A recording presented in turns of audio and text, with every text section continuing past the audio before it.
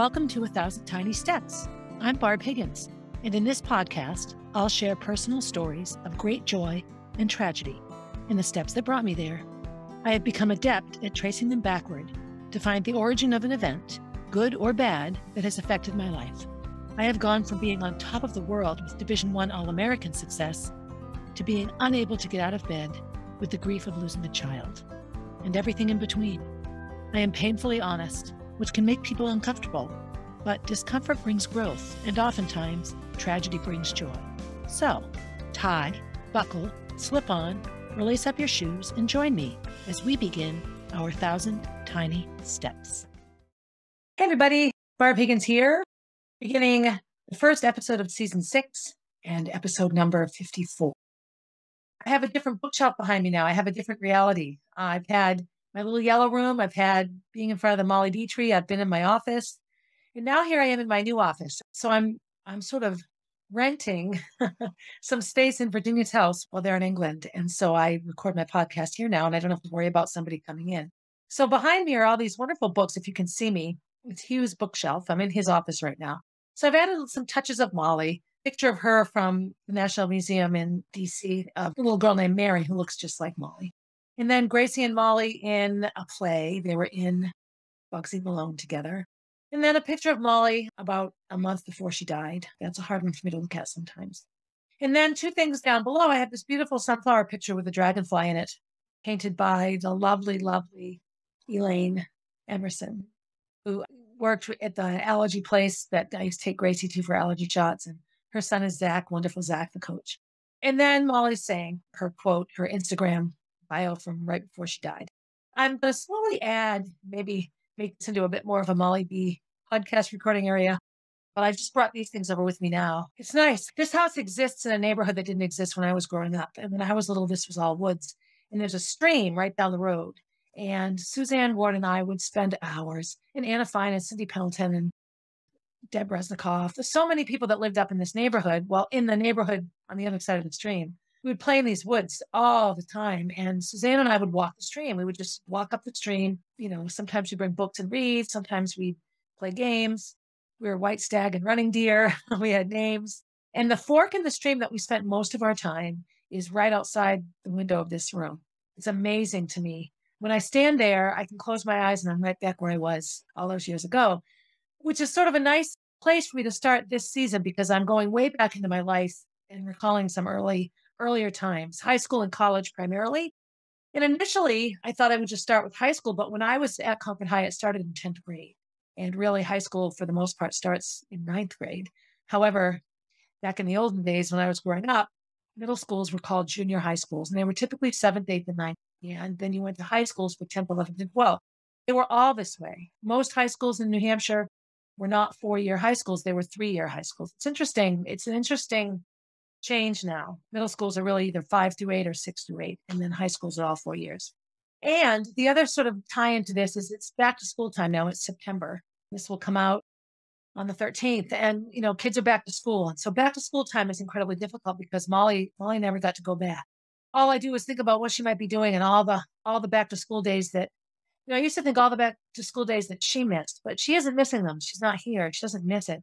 I miss it. I miss what I thought was going to happen. And that's a really big differentiation, I think, sometimes in grief when we think, oh, she'll never get to do this. Well, whatever she's doing now is probably 9,000 times better than this. But I'm sad that I didn't get to see her go to high school and graduate. So here I am in a place that I spent so much time as a child, a lot of middle school years here. Suzanne was truly a lifelong friend for me. All the social navigations of elementary to middle to high school aside, she stuck by me always. This season will start when I was turning 13, which is the age that Molly died. There's a lot of connections here in terms of this season's going to go. I'm doing that David Kessler class, and I've talked about that before, the grief certification class. And this week's lesson was on integration, integrating the happy and the sad. And it's an amazing thought process. And part of what is talked about is, you know, when, oh, I'm so sad, you know, Molly will never get to do this. Well, Molly isn't sad about it because she's not here. I'm sad that she won't get to do it. So it's not that she's missing out. I'm missing out on watching her do something that I thought I would get to watch her. And it is a really good way, a really good way to rethink grief and loss and all of the things that I'm feeling around her death. It's super helpful and it matches into sort of what I'm going to talk about here now. Today was a wonderful day. I've been doing a lot more coaching at Amesbury, and that's a can be a bit of a time suck because I have to drive an hour to get there and drive an hour home. But the rejuvenation I get when I'm in that gym with those people is well worth it. I've always had a wonderful morning. It was a partner workout today, a really long, hard workout. It was great. It was just fun watching everybody and cheering them on. And then I'm doing an online CrossFit competition. And so you have to submit your workouts by being videos. So Coach B stayed and filmed me doing the two videos. So that was exciting.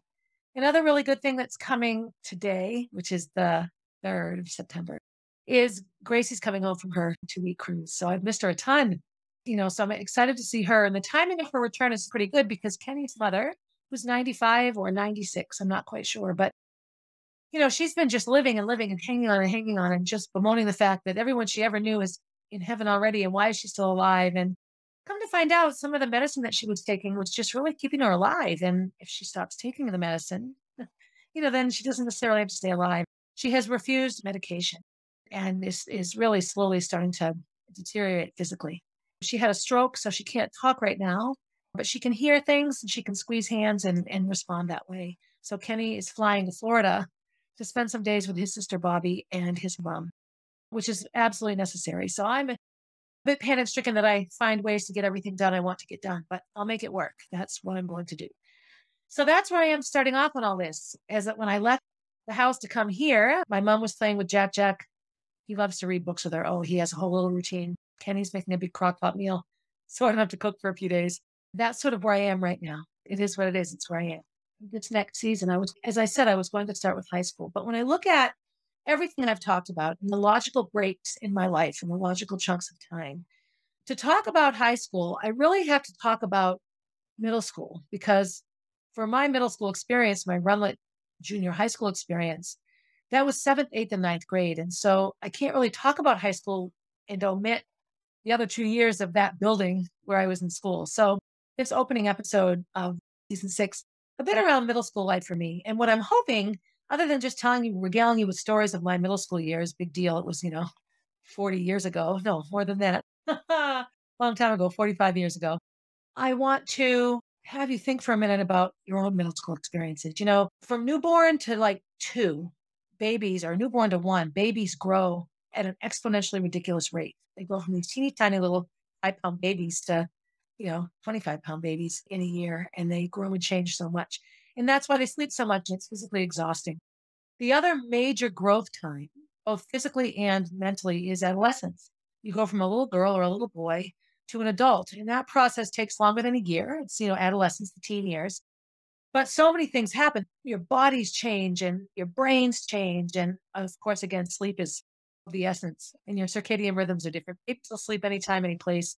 Teenagers want to go to bed at midnight and sleep until noon, and there's a lot of science that backs up that whole behavior. So think about when you were in middle school or junior high school, if you're my age, and who your friends were. When I think of 7th grade, my life, my late elementary school years were when things really fell apart in my life abuse-wise. And so when I came into Runlet as a 7th grader in the fall of 1975, I wanted so much to be popular. Fry boots were popular, these big boots, gaucho pants. And I remember spending the whole summer just counting down the days until school started and wanting to make sure I had all the beautiful clothes and everything to wear. And I wanted to fit in and be popular. But, middle school is just such a tricky time. And wasn't set up like it is now. We just went from class to class. There were 8 periods in a day. And you walked all over the building with all 3 grades. There weren't little clusters. You didn't have a group of kids that you all related to. You had guidance counselors, but there weren't too many programs that were just for kids, to get you together. It was very, very traditional. It was like junior high school. You didn't earn credits. So if you failed a class, it wasn't like you had to stay back because you failed one class, but it wasn't like it is now. It really didn't take care of the emotional needs of adolescents. And middle school was tricky. So when I think of 7th grade, so many things come to mind. The clothes that I got, I had like a light blue corduroy jumper. I think of teachers I had Mr. Lemeritz for math. I had Mrs. Gray for social studies. That year was a big transitional year. You're in school now. I grew up on Essex Street in Concord. It was about just under 2 miles from Runlet. And back then, 2 miles was the limit. So I had to walk. It was a long, long walk. Children in that neighborhood now can ride a bus. And I remember frozen boogers in my nose on the way to school. And I listened to this and I sound like my grandparents. I had to walk to school uphill in a blizzard. But when I look now at how many kids never walk to school because they're either bused or driven, it stands out to me that this was a way that adolescence was different back then. Probably when I think back to those times, all of your social life occurred in school unless you were involved in outside activities. And so lots of those things cost money. And so right there, you would separate out families that had financial issues. Those kids didn't get to do certain things. Then you had athletics. Now, I didn't do anything athletic because I was severely asthmatic at the time and didn't know. I was years away from knowing that I could run. I had asthma attacks in gym class a couple of times and actually didn't have to take gym for a while because had asthma. And, asthmatics should stay still, which is completely opposite of what's true now. I remember Mrs. Calici and Mrs.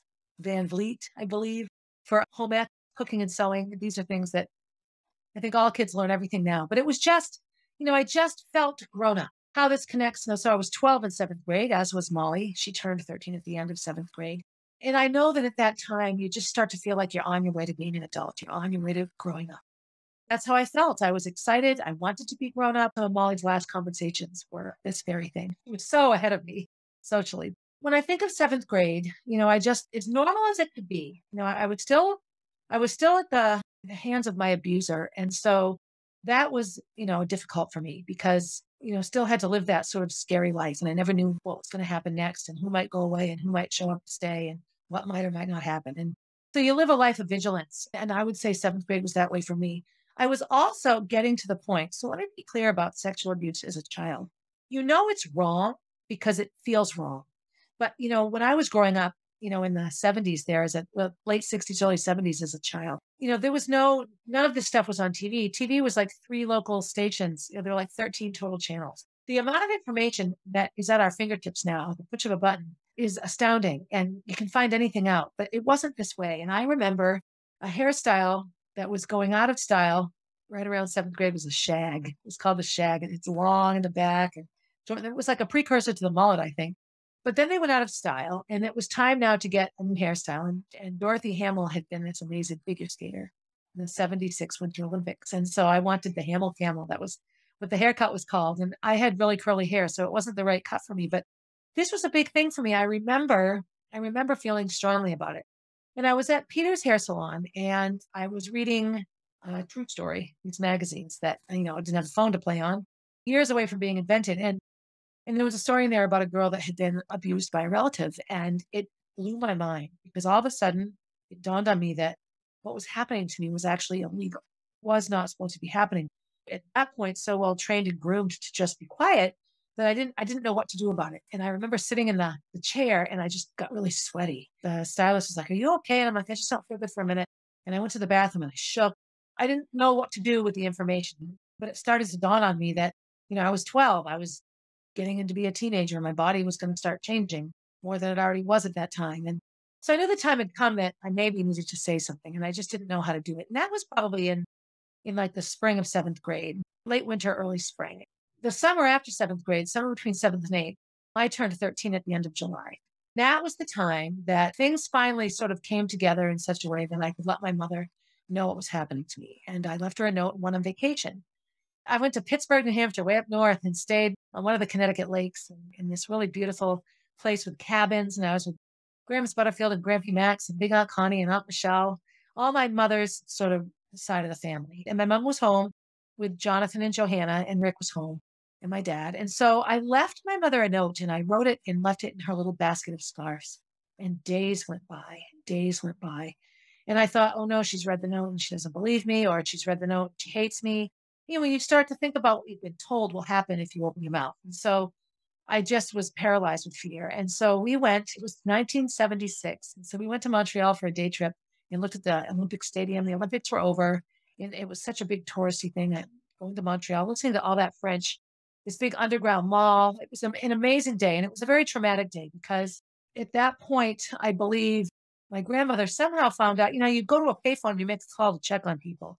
And I think there were certain phone calls. And I realized that my mother had called and left a message, that it was imperative that I call back. Landlines, and we're up north in northern New Hampshire. So dial phone landlines.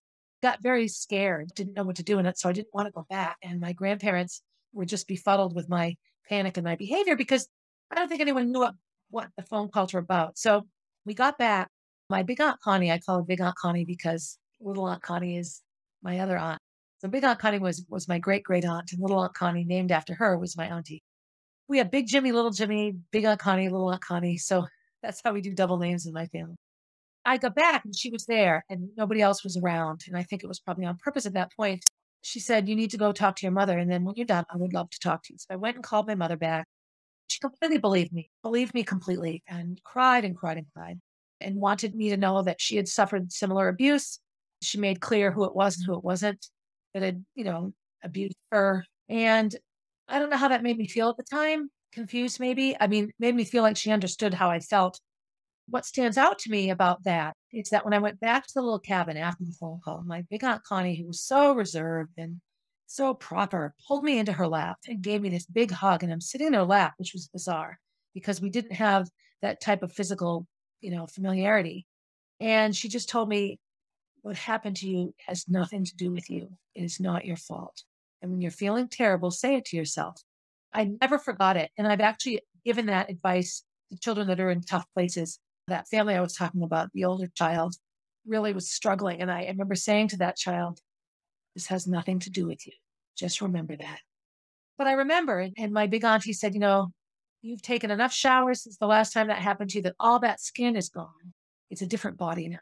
That was also very helpful. I mean, it's very simplistic because I still remember it and the feelings and everything else. But my mother believing me and my big auntie just commiserating so well with the fact that it wasn't my fault.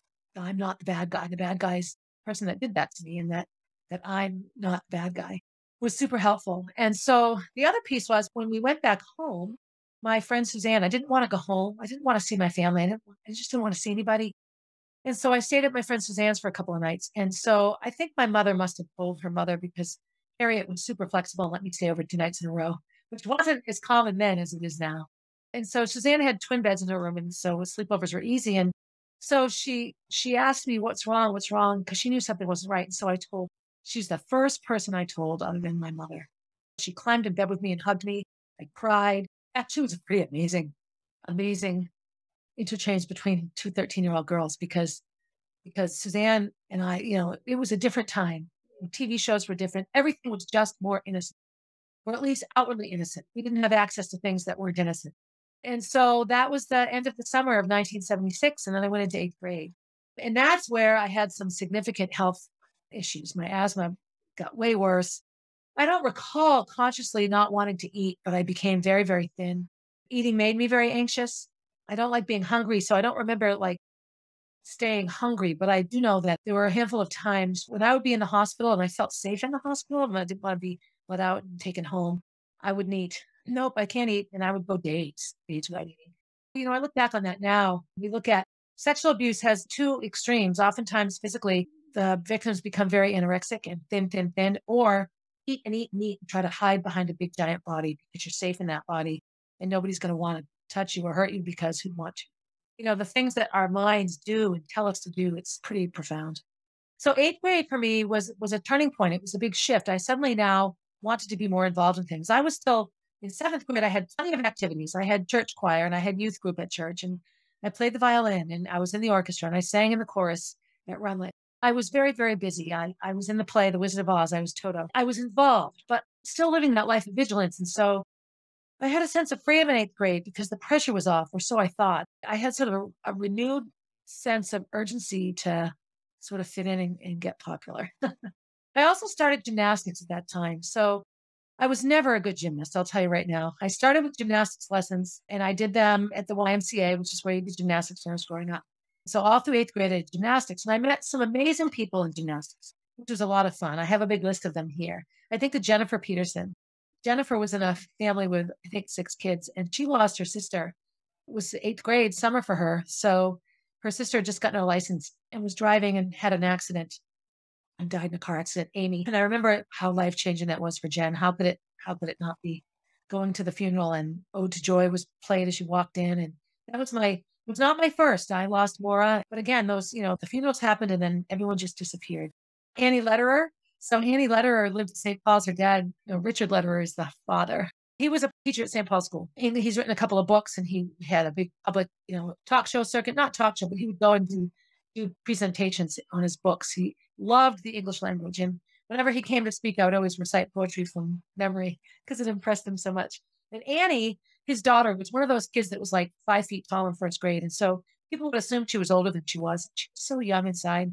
And I can remember her struggling sometimes to fit in and feel comfortable. And she is now Annie Duke, and she's like a millionaire poker player.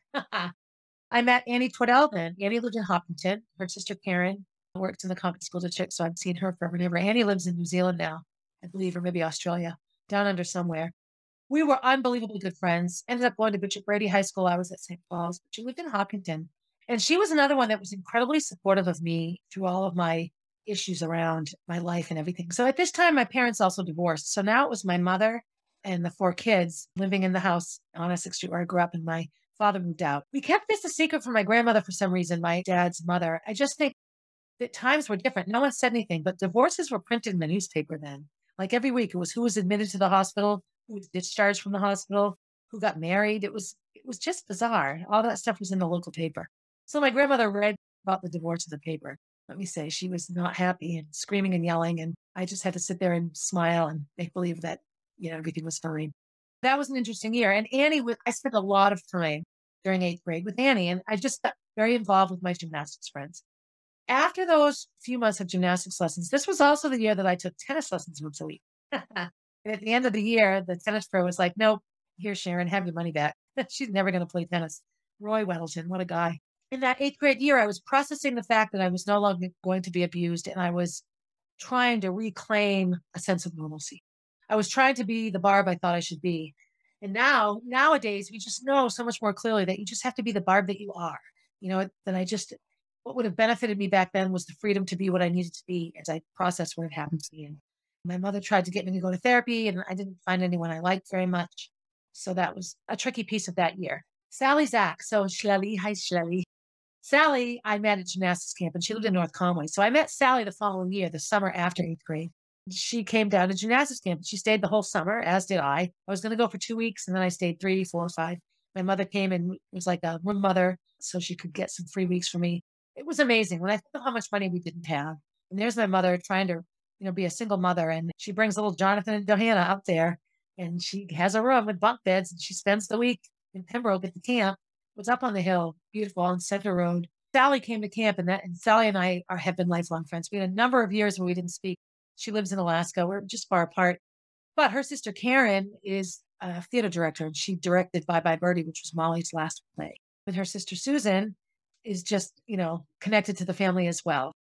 For a while, so Sally lived with us. I'm jumping ahead a bit, but I'm framing who Sally is. I just became really close with her entire family. The Zach sisters, Karen, Susan, and Sally, have played a big role in my life all throughout. So those people I came to know at that time. So Daryl Gallant, he worked at the YMCA in Concord, and he was the one that did the gymnastics camp in the summer and did all that, programmed all that. And he lived right behind me on Rufford Street, and I used to babysit his children, Dara and Devaney. Those were his children. His wife was Debbie, so the 4Ds. And then they moved to Swampscott. He worked at the Marblehead Swampscott Y for a long time. And then a woman named Ginny Sukalis, she was a gymnastics coach in the Laconia area, and she was phenomenal. And she stands out because during that summer, I was really falling apart around what had happened to me. And, when the abuse stops and you leave the world of vigilance, all of a sudden the realities start to hit you. It comes up when it comes up. And so I would have these really bad sort of freak out moments. So I finally confided in her. Well, I needed to confide in her, and I was just beating around the bush. And she shared with me a really painful story of something that happened to her. And once she shared that story, I was able to share mine. I'll never forget that either. These are women who really lived in a time where, as bad as it is for women now around sexual assault and rape and everything else, voiceless, so much more voiceless than now. As bad as it is now, it's so much better than it was. These are women that stand out for me. And also these awesome sisters, Mitzi and Karen Garver. These are just people that they stand out. I remember them. And I remember, the gymnastics. Kim Smallwood is another one. She went to Concord High, and she was involved. All of us did the gymnastics stuff. And it was at the Y, and then the Y bought this old St. Peter's school in the North End. And so we had some gymnastics there and going to meets. And let me just be clear, I sucked. I'm not bendy. I was a good vaulter. And so much of being a good vaulter is having good running technique. And I had a great approach. That's a little foreshadowing to the running. I was okay on vault. I was okay in the dance portion of the floor, but I had no tumbling skills whatsoever. And I was okay on uneven bars and balance beam. I was just terrible. I didn't really start gymnastics until middle school, and that's very, very late to start a sport like that because so much of gymnastics is proprioception and balance and muscle memory. And it's hard to teach those advanced skills the way that you need to know them starting, in adolescence. That was a lot of eighth grade for me. So, as you listen to me, think about the things that you were involved in. So many of the people that I would become friends with did field hockey and soccer. There was field hockey and cheerleading. And I think that's it. Not much else. Track and field in the spring. There was no soccer for girls. Softball and baseball was all done through Parks and Rec, which it still is pretty much. So there was softball, but not related to the school. There was skiing, and I think boys and girls both could ski. And there was football for boys, not for girls. And there still really isn't. I don't remember wrestling. I think wrestling had not yet come to Concord. That came later. But I know for me, school activities for me, I was in book club and German club when I started taking German, those kinds of things. I was in those kinds of clubs, academic clubs. I did not have a big after school life at Rutland. I went home and did other things. I did gymnastics and swim team. I was still doing swim team at that time. I started that in elementary school. I just needed to be busy, and busy was better. And so those are some of the things that I did in seventh and eighth grade. So eighth grade ended, and I went back to gymnastics camp again. So like a spring, a summer, a full school year, and a summer of gymnastics. And that's really pretty much where it ended. In ninth grade, I tried out for cheerleading, runlet cheerleading, because I thought, okay, I'm a gymnast and a dancer. I was taking dance lessons at the time as well from Sue Sartorelli. And then Miss Pam bought the studio and it became Capital City Dance. And now it's ND. So it's a studio that's lasted since I was in high school. A dancer, a gymnast, it makes sense to try for cheering. And so I did. And I did runlet football cheering, freshman football. So everyone on the squad were freshmen, I believe, maybe eighth grade too. I did runlet cheering. We had these blue skirts and white sweaters with RJHS on there. And we just cheered at the freshman football games because it was called runlet football. Now it's freshman football and they wear Concord High uniforms. It was quite different then. So these were the things I did, and these were the things I got involved in, and these were the things that sort of kept me sane in my post telling my mother what was happening to me life. This was also the time frame in my life that I found out that Tom was my biological father. And again, I feel like all of these things happening all at once was either really poor planning or done with good intentions, but not necessarily the best thing to do. I had so much on my plate already. I had my hunches. My mother and I would do a lot of late night conversations and late night talks and things like this. I had my doubts. I didn't really thought it was me so much as maybe Jonathan or Johanna, but I just thought that something wasn't matching up in terms of my heredity. And why did I have this relationship with this person who loved me so much and did all these things for me? So this was the time in my life that I found out who he really was. And of course, one more thing I'm not supposed to talk about. You're not supposed to talk about sexual abuse when you're being abused because nobody will believe you. And then you do tell and you feel free, but then you're told to be quiet because people won't understand. So you remain silent. And then I'm told that my biological father is not the one on my birth certificate. And again, I have to be quiet. So now I feel like I'm the keeper of everybody's secrets. And this was, in my mind, as damaging to me as a child as the abuse itself, because I was taught to weave a web of lies to create ideation of what was actually going on, to make something look a certain way, when in fact, that isn't what was happening at all. And a lot of my therapy in high school and college and after college, really, it was about just honesty. I've talked about this before. My friend Amy, she also had a ton of abuse in her life. So she said, when she first moved to Concord, we became friends.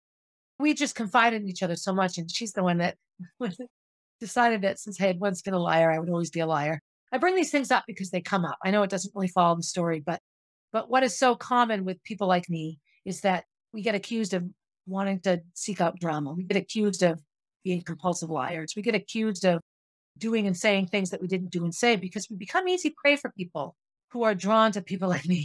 I bring up that situation with Amy because it played such a big role in what would happen with Roy and myself, my job and everything else. So here I am laying out the first of 1,000 tiny steps to so many things that were going to happen to me later on in my life. I was taught to sit still and be quiet. That was sort of my MO for surviving the abuse. When I was being abused, I just made believe I was asleep and stayed perfectly still. It was just easier for me than trying to actually stand up for myself. I just didn't think I could. I will say, toward the last time that anything sort of was attempted, I did say, no, no. And that was when I knew I needed to seek out my mother and let her know what was happening. I had enough in my head that I knew I could just say no, no, and create a situation where the abuse couldn't happen. And that was what sort of when I told. So now here I am as a high school freshman. I'm a football cheerleader and I feel like, okay, I've made it. And I'm really, really trying so hard to hang out with the popular crowd. So this is what reminds me of Molly quite a bit. And her last conversation with me was so meaningful. So I had friends, all different kinds of friends, but you want to be popular. I know that I always felt like the popular kids loved their lives, and felt so popular and everything was great. And when you really talk to these people, especially as adults now, like when we would go to high school reunions, nobody was happy. Nobody was happy. Everybody was spending hours to look a certain way. And I remember Selena Adams, hi Selena, she was the first one to carry a pocketbook. She had a pocketbook in sixth grade at Kimball School. And she had this beautiful hair and she'd curl it. It was all curly on the bottom and the back. And it was all perfect. And her makeup was flawless. And I just thought, oh my God, she's so put together, and then, my neighbors, so in my neighborhood was Terry Cormier and Jill Dore, and they were more closely attached to the popular kids. And so there was two sort of factions of our popular group. So a lot of them came from Kimball School, which is the neighborhood that I'm in now, like the old money in Concord. And then a lot of them came from Conant School, which was all the nouveau riche, the split levels and the ranches in the South End. There were a lot of elementary schools then. Millville School was a lot of kids that lived on St. Paul's campus and a lot of kids that lived out Stickney Hill Road and sort of in the sticks. It's not part of our district now. Those kids now go to Abbott Downey. And then there was Garrison School, which was West Concord, which is now Beaver Meadow. And those kids were also kind of all considered kind of hicks. They lived out on Little Pond Road and out by the apple orchards, and they went to Garrison School. Kimball School was a very big cross. It was the West End. So it was Auburn Street, and Upper School Street, and Upper Center. But then it was White's Park area. I was Walker School, very, very blue collar, hardcore neighborhood there. Rumford School was the old downtown, the old South End. So Rumford and Walker were sort of where kids that lived in apartments and maybe were more financially strapped came from. Every neighborhood had its thing. And then on the Heights, you had Dame School and Eastman School. And Dame School was the Heights with a lot of the housing projects right near Loudon Road. And Eastman School was East Concord. So those two are the other side of the river. And Eastman was like all the mountain road. They consolidated fairly early on into broken ground. So I'm saying all this, giving all of you people that know nothing about Concord a history lesson, because Concord was always a city of neighborhoods, and each neighborhood had a very distinct sort of reputation. Every neighborhood had a park. White's Park was Kimball School, and Kimball Park was Walker School, and Keach Park was on the Heights, and Rollins Park was the South End. And every elementary school also had a park that sort of associated with that neighborhood. So it was a huge piece of your identity. This is significant because how you fit in when you got to Runlet, you went from these little elementary schools to this giant junior high school, is you would gravitate toward sort of the cream of the crop from every school. But when you really looked at the friend groups, they were often not as integrated as you might think. And so I just remember really, really just wanting to be popular. And I was in some ways on the fringe of it all. I got to be really good friends with Kathleen Sullivan. We took German together in ninth grade. And we became such good friends. And she was friends with all of the Conant School kids. And so I just felt so welcomed by her and so accepted. There was a girl named Margie Hicks that lived on West Street. She was another Conant School girl. And we became friends. And these were girls that were just very open. Deb Stanley. Now, Deb, my good friend Deb, she was Deb Owen then, was up in the Heights, but she was really connected to this particular group. All of us were connected in different ways. When I look at seventh grade math, so seventh grade math, I had Karen DePalma in there, who's now Karen Vogt. I had Deb Owen, who's now Deb Stanley, Bridget Ferns. We all had Mr. Lemerus in seventh grade math, and we became friendly. And even though our social groups were different, we would still maintain friendships. And so I had friends in every social group. And so I had friends from every group. And this is where the tie into Molly comes. Molly always felt unpopular because she didn't have a table in the cafeteria that she could sit at. She avoided the cafeteria as much as she possibly could. She ate with teachers. She started a lunch club. She hated recess in elementary school, and she hated lunch in middle school. Just felt like if you weren't in a set group, you were sort of like, what do I do now? The last really positively meaningful conversation Molly and I had, I was dropping her off 2 days before April vacation, so a week and 2 days before she died. And she goes, Mom, I think I have it figured out. No, I'm not in one group, but I'm not limited. I have friends in every group. So I could sit at every table. And no, I might not know what the conversation is, but it doesn't matter. I know enough about it. And I'm not so tied into that group that I'll be shunned if I sit over at that table with that group. And I remember saying, Molly, it took me until my senior year when I tried out for a play and I hung out with the drama club kids and I sat at their table. And they were all like, popular Barbara Higgins is going to sit with us. And I'm thinking, these amazing drama kids are letting me sit with them. It was one of those things. And that was a big piece of growing up for me, was really just beginning to become popular and to hang out with those popular kids. And I did. I didn't fit in completely. Dating was not a big piece of my high school reality. I was still a skinny, braces. I looked 5 years younger than everyone else. I was thin, thin, thin. I had really bad complexion. I had my battles to fight, but I do know that that was the beginning of me sort of beginning to feel like I had a social group that was bigger than it had been and wasn't defined by my abuse. I also had a really strong church friend group: Becky Black, Suzanne Ward, Anna Furring. We all went to St. Paul's and we sang in the choir together. And as we got older, those things, pretty once you get into high school, you can't be in a junior choir anymore. You have to go to the adult choir. And most of us just stopped. I sang in the choir for 1 year, but it wasn't the same. And I really missed my friends and I missed the church life when I got to high school. But those were all big parts of my middle school experience. What does this have to do with a thousand tiny steps to Molly? Well, middle school, like for all of us, was a huge sort of volcanic time. Truths erupt, and then there's lava that flows, and then the lava decimates some things and allows other things to exist. And, I really went entering into Runlet. I was a silent, believe it or not, as loud as I am, timid, afraid little girl. And I left Runlet to go to Concord High School much more confident. I had a social group. So in the spring of my ninth grade year, being the cheerleader that I am, I tried out, we all tried out, a bunch of us. And I made soccer cheering. So back then it was football cheering, and those were the really good cheerleaders, soccer cheerleaders, and field hockey. Concord actually sent a group of cheerleaders to cheer at field hockey games, which I loved. My mindset was, why should we just cheer on the boys? Why can't we cheer on everybody? There were no cheering competitions back then either. Cheerleading is much more of a sport now. It's really much more than being at a football game.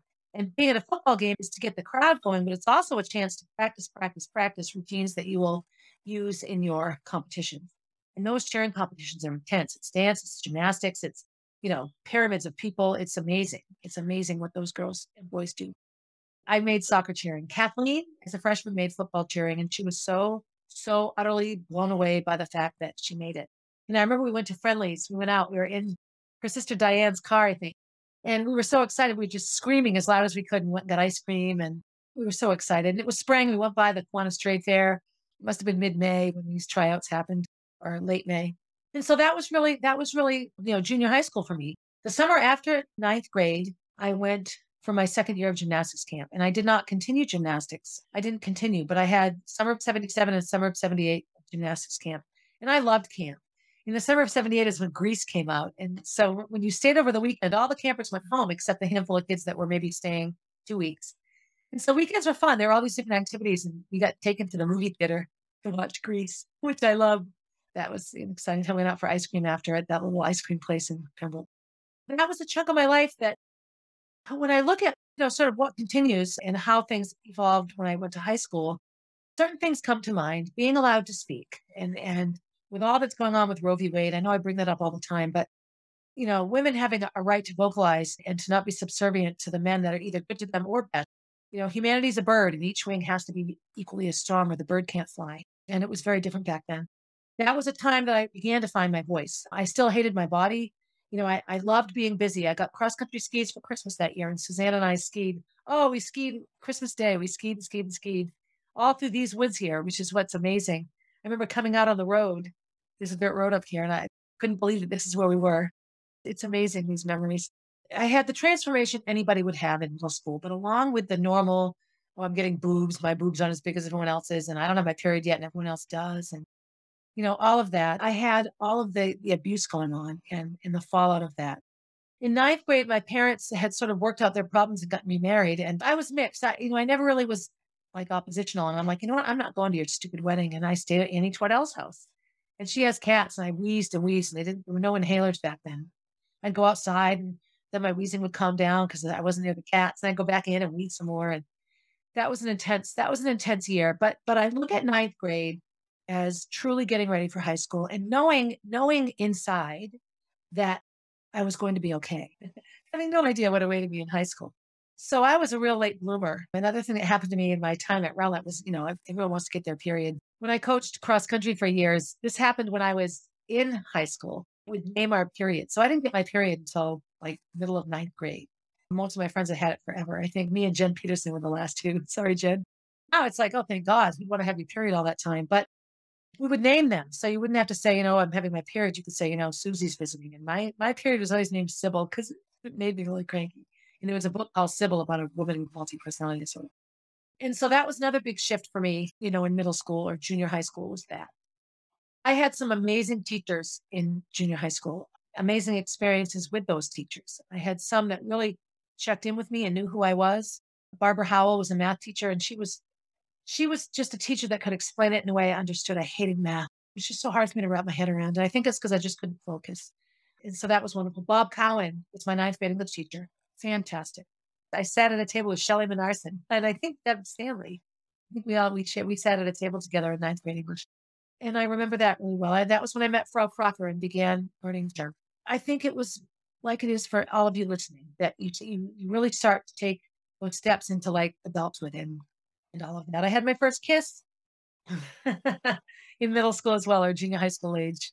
I had a little fourth grade kiss with a kid named Joe, but that was, you're 9. What do you know about kissing when you're 9?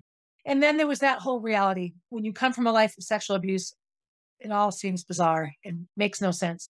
And back then, again, you didn't talk about it. Even in therapy, these things weren't talked about. Nobody really tells you, how to use your voice, and you have it now. I carried into my romantic life a lot of silence because I didn't know how to say yes or no, or, it was all uncomfortable to me, and it was very difficult for me to stay focused.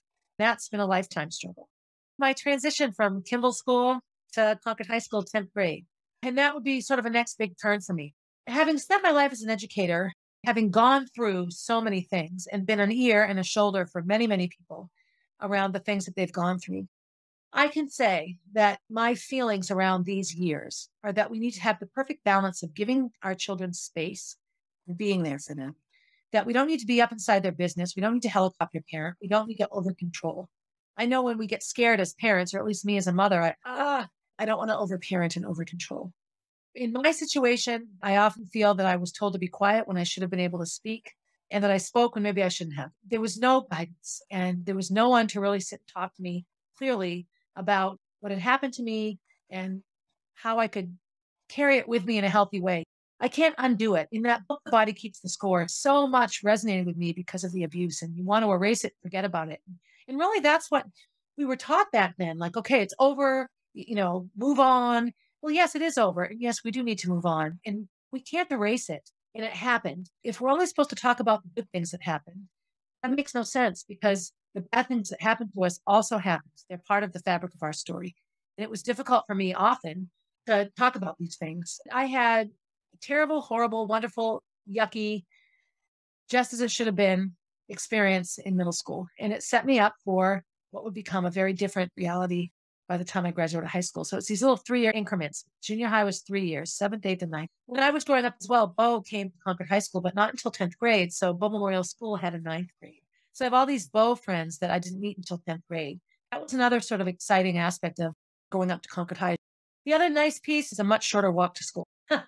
I lived much closer to Concord High School than to Runlet. And so that was exciting as well. So that's it. This is my first episode in my new recording studio, and I am excited to continue on with season 6.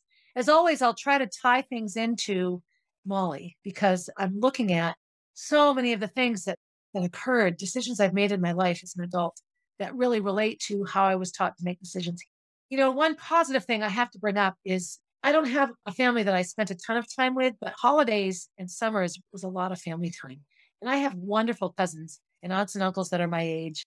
And they were a huge piece of sort of what kept me okay through all of my child abuse years. And when the abuse finally stopped and I could, try to have a more normal life. Some of my family are family by marriage, not blood related at all, but as close to me, if not closer than others. And I've talked about that before. And I really do feel in all of this, I had horrible things happen to me as a little girl, but I also had a wonderful family who loved me, and I never went hungry, and had, warm blankets and heat in my house. Like I had things that were good, and I was always able to integrate the joy and the fear together in my life. It was never one of the other. That goes back to my grief class, my grief lesson this week, how we always want to use the word but. I'm so unhappy, I've had a good day, but I'm sad. You put but in there, like one discounts the other. And it is this conscious effort to use the word and. So I could say my middle school years were horrible and I made wonderful friends and had terrific teachers. You sort of switch up the dynamic there. You switch the balance. And I'm practicing that as much as I can and self-analysis and looking back at, 12-year-old Bucky Beaver Barbara. And, and then 17-year-old Barbara who graduated, turned 18 that summer. So many changes, good and bad, that went through. I would love to hear stories about your middle school experiences. I would love to know what it was like for you. If you went to middle school with me and I've forgotten some really funny thing that happened, you need to tell me. I'm dying to know.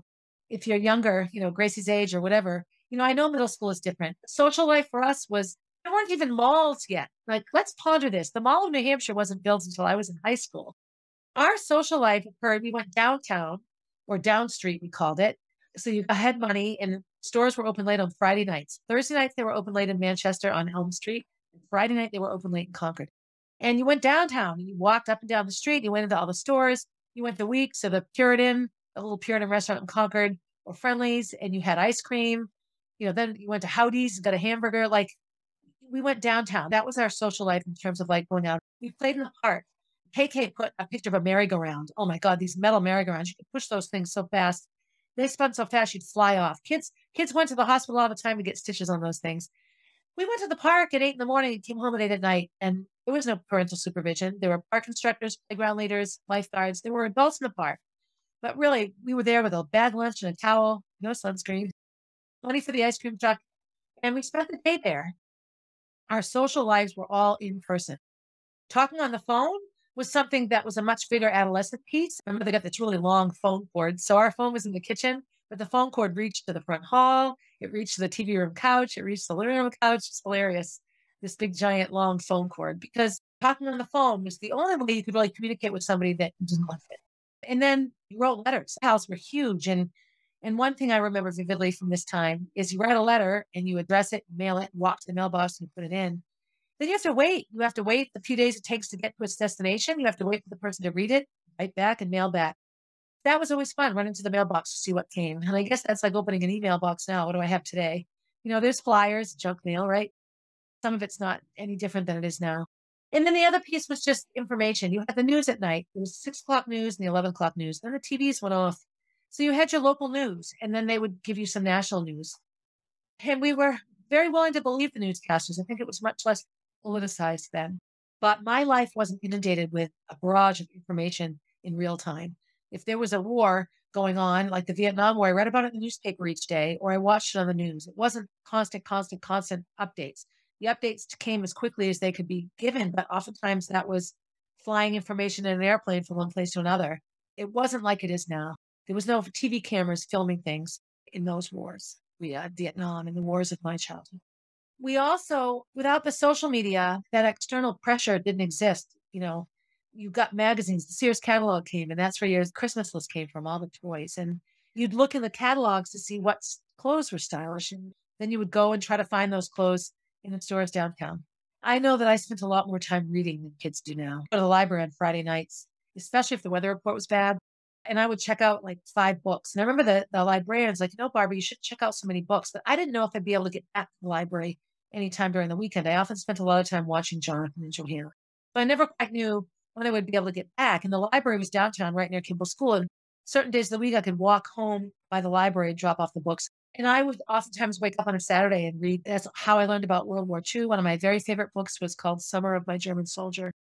I went through phases where I read about different things. I read all the Trixie Bell mysteries, Nancy Drew mysteries. Oh, I read so much. And then I started reading like true stories. Like I read about the Bermuda Triangle, and I read this book called Helter Skelter about Charles Manson. And this is how I found out so much. And, there's nothing wrong with movies and watching TV and watching a YouTube channel or, a docuseries. It's fine. But what you're doing is watching something that someone else's thoughts created. So now you're looking at the characters as what they should look like, according to the person that cast them.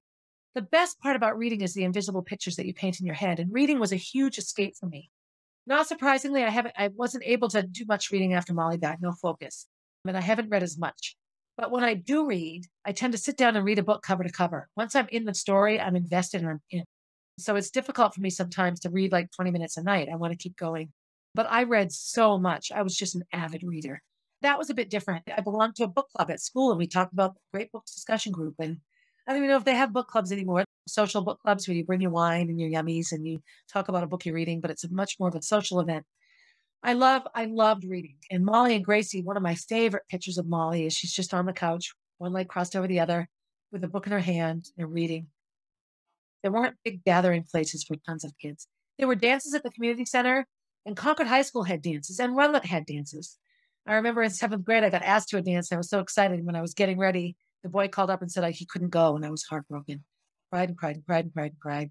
And I went anyway to the dance, and then he showed up and apologized. It was just bizarre. There were dances, and those were much more prevalent. Everybody went, and you had a date to go to those dances. You just went, practice your awkwardness. Those are things that are quite different now. Now, lots more kids are in organized sports. There was such a bigger variety of organized sports that didn't even exist when I was growing up, and especially not for girls. There was no soccer team at Concord High School until my senior year, 1981. So I spent, most of my high school life where boys had many more options for sports than girls, and they've taken a long time to come. Adolescence, it's a tumultuous time, and it's supposed to be. It's how you get ready for the tumultuous times that will exist in your whole life. I don't think there's training for what my adult life ended up being, but that's okay. It is what it is. I've had horrible tragedy and I have great joy. I have both. And I just have to always keep those two things married in my heart. So I'm going to end here for the fifth time trying to end. So welcome to my new office. Thank you for listening. Please, please, please reach out more. Subscribe to my YouTube channel. Follow me on Pandora or Apple Podcasts. With Apple Podcasts, they keep track of things. And so I can get how many episodes are watched and who says what. I would love more comments. I get wonderful comments in it's private DMs, and those are fine. But I really do want to grow my online presence. Do something nice for yourself, please, and then do something nice for someone else. As always, thank you for listening and have a nice day, everybody. Hey, thanks for listening and for supporting 1,000 Tiny Steps. I hope you enjoyed the episode and will continue to listen. Feel free to leave a review and share my stories with your friends. Also, please reach out if you have stories to share. I love hearing from and connecting with my listeners. If you would like to know what I'll be talking about down the road, you can find me on Instagram at barb_444, on Facebook as Barb Higgins, and at my website, www.1000tinysteps.com.